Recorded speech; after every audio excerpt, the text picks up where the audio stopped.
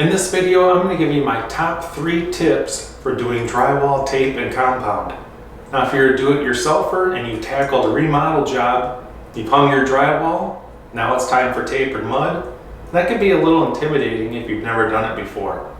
So these top 3 tips will help you get your project done with a professional look. We'll go over 3 tips, not in any particular order, but I think they're the top 3 of why beginners may fail at their drywall, tape, and mud. So let's take a look at the first tip.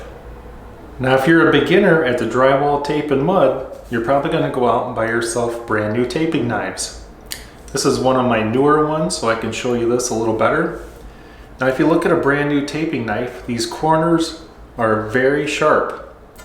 So when you go to put your compound on, a lot of times you'll cut the tape.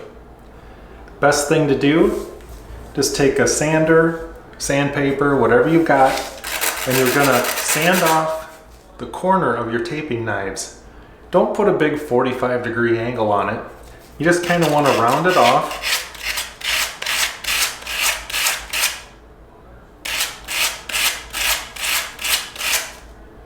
Just about like that. You just want to be able to touch it with your skin and it not feel sharp like this new corner does. That's going to prevent you from cutting your tape. So that's tip number 1. People are going to buy this bucket of premix. You're probably not going to go out and buy the box of powder and mix it all up yourself. Now, there's nothing wrong with this premix at all, except for it's way too thick.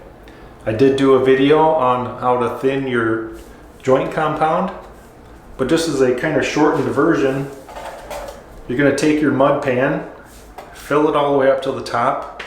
You can put this into another bucket, and you're going to mix 1 cup of water to 1 mud pan.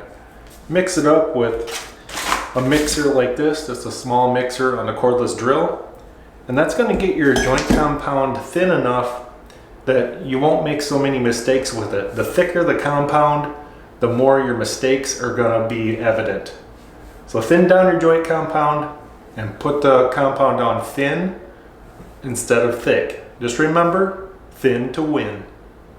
Now, my third tip is for inside corners. Now, if you're a professional drywall guy, you can tape and mud both corners at the same time, no problem.